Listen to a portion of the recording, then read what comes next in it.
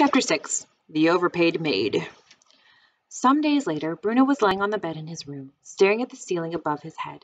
The white paint was cracked and peeling away from itself in a most unpleasant manner, unlike the paintwork in the house in Berlin, which was never chipped and received an annual top-up every summer when Mother brought the decorators in. On this particular afternoon, he lay there and stared at the spidery cracks, narrowing his eyes to consider what might lie behind them. He imagined that they were insects living in the spaces between the paint and the ceiling itself, which were pushing it out, cracking it wide, opening it up, trying to create a gap so that they could squeeze through and look for a window where they might make their escape. Nothing, thought Bruno, not even the insects would ever choose to stay it out with. Everything here is horrible, he said out loud, even though there was no one present to hear him. But somehow it made him feel better to hear the words stated anyway. I hate this house. I hate my room, and I even hate the paintwork. I hate it all, absolutely everything. Just as he finished speaking, Maria came through the door, carrying an armful of washed, dried, and ironed clothes. She hesitated for a moment when she saw him lying there, but then bowed her head a little and walked silently over toward the wardrobe. Hello, said Bruno. For although talking to a maid wasn't quite the same as having some friends to talk to, there was no one else around to have a conversation with, and it made much more sense than talking to himself. Gretel was nowhere to be found, and he had begun to worry that he might go mad with boredom. Master Bruno, said Maria quietly, separating his vest from his trousers and his underwear and putting them in different drawers and on different shelves. I expect you're as unhappy about this new arrangement as I am, said Bruno, and she turned to look at him with an expression that suggested she didn't understand what he meant. This, he explained, sitting up and looking around him, everything here. It's awful, isn't it? Don't you hate it too? Maria opened her mouth to say something and then closed it again just as quickly. She seemed to be considering her response carefully, selecting the right words and preparing to say them, and then thinking better of it and discarding them altogether. Bruno had known her almost all his life.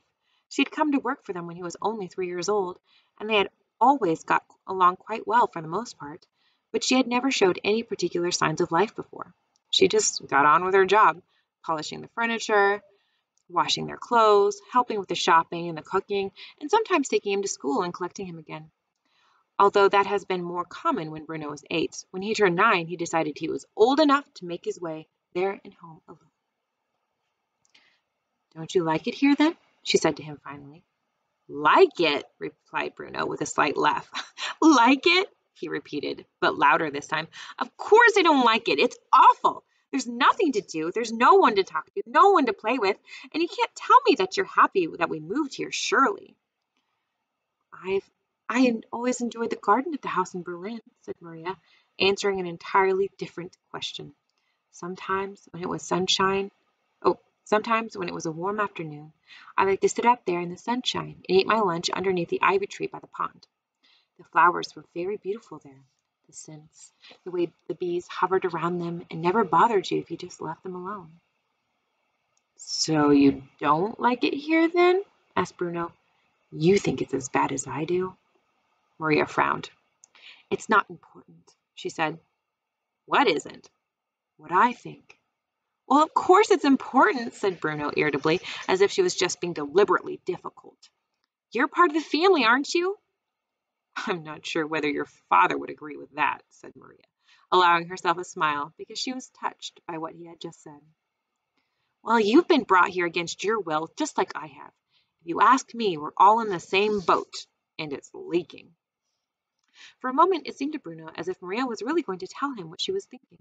She laid the rest of her clothes down on the bed, and her hands clenched into fists, as if she was terribly angry about something. Her mouth opened but froze there for a moment, as if she was scared of all the things she might say if she allowed herself to begin. Plus, please tell me, Maria, said Bruno, because maybe if we all feel the same way, we can persuade Father to take us home again.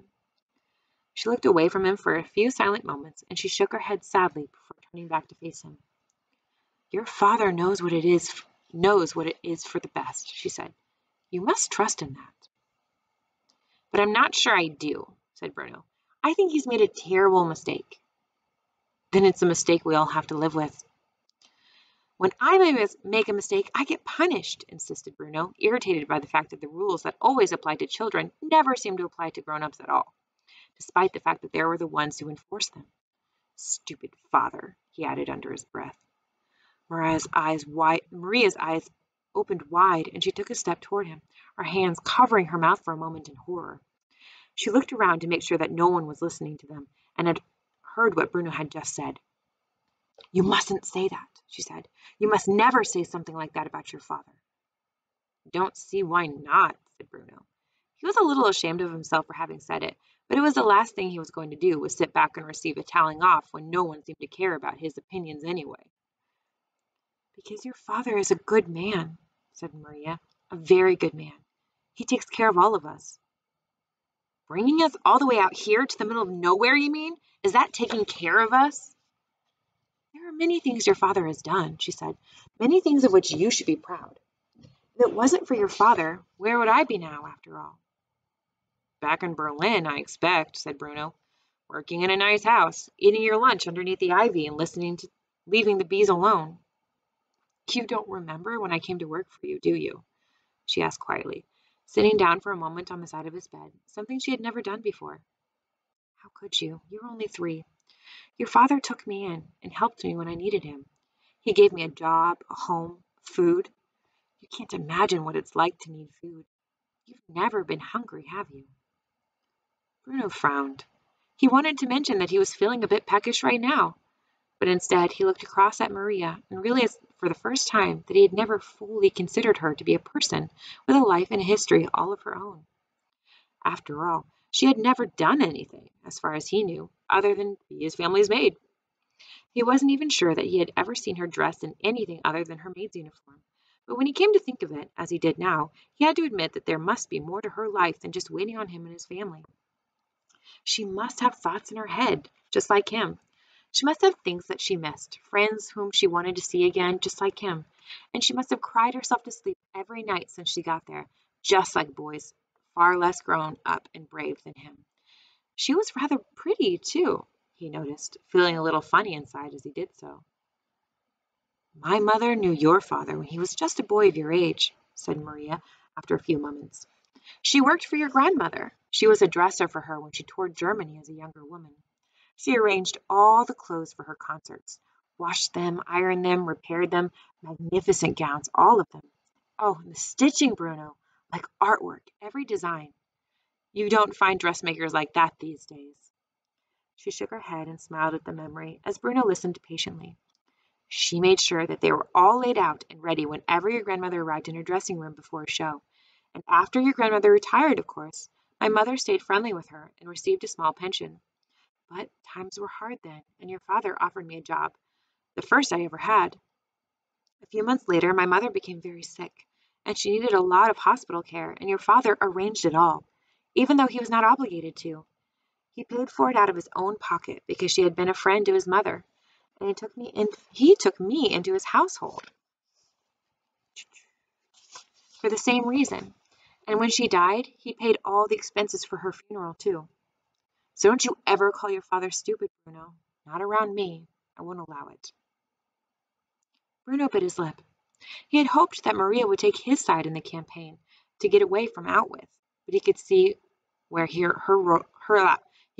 her loyalties really lay, and he had to admit that he was rather proud of his father when he heard that story.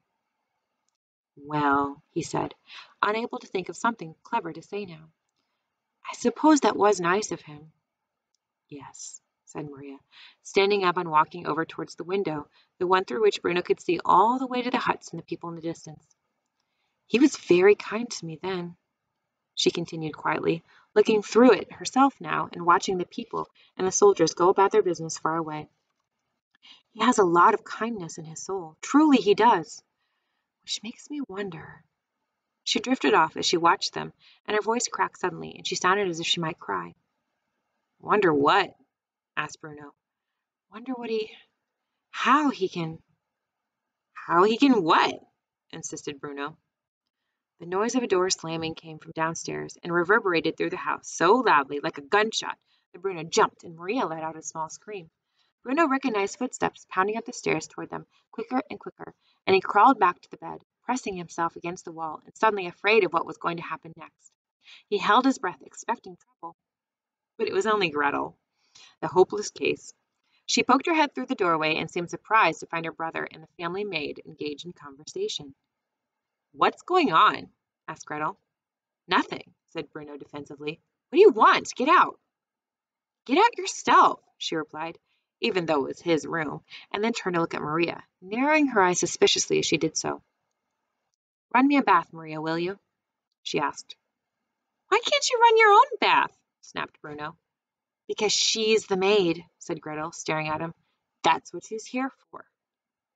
"That's not what she's here for," shouted Bruno, standing up and marching over to her. "She's not just here to do things for us all the time, you know, especially things we could do ourselves." Gretel stared at him as if he had gone mad, and then looked at Maria, who shook her head quickly. "Of course, Miss Gretel," said Maria. "I'll just finish tidying your brother's clothes away, and I'll be right with you." "Well, don't be long," said Gretel rudely, because unlike Bruno, she never stopped to think about the fact that Maria was a person with feelings just like hers, before marching off back to her room and closing the door behind her. Maria's eyes didn't follow her, but her cheeks had taken on a pink glow. "I still think he's made a terrible mistake," said Bruno quietly, after a few minutes, when he felt as if he wanted to apologize for his sister's behavior, but didn't know whether that was the right thing to do or not. Situations like that always made Bruno feel very uncomfortable, because in his heart he knew that there was no reason to be impolite to someone, even if they did work for you. There was such a thing as manners, after all.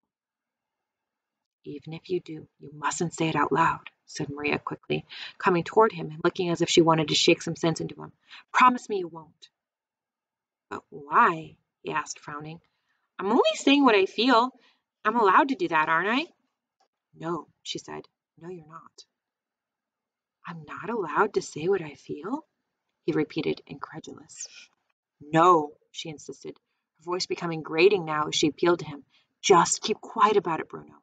Don't you know how much trouble you could cause for all of us?" Bruno stared at her. There was something in her eyes, a sort of frenzied worry that he had never seen there before, and that unsettled him.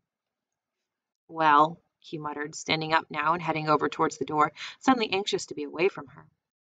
"I was only saying I didn't like it here, that's all. I was just making conversation while you put the clothes away. It's not like I'm planning on running away or anything, although if I did, I don't think anyone could criticize me for it." "And worry your mother and father half to death?" asked Maria. "Bruno, you have any sense at all, you will stay quiet and concentrate on your schoolwork and do whatever your father tells you. We must all just keep ourselves safe until all this is over. That's what I intend to do anyway. What more can we do than that, after all? It's not up to us to change things." Suddenly, and for no reason that he could think of, Bruno felt an overwhelming urge to cry. It surprised him, and he blinked a few times very quickly so that Maria wouldn't see how he felt. Although when he caught her eyes again, he thought that perhaps that might be something strange in the air that day, because her eyes looked as if they were filling with tears too. All in all, he began to feel very awkward, so he turned his back on her and made his way to the door. "Where are you going?" asked Maria. "Outside," said Bruno angrily, "if it's any of your business."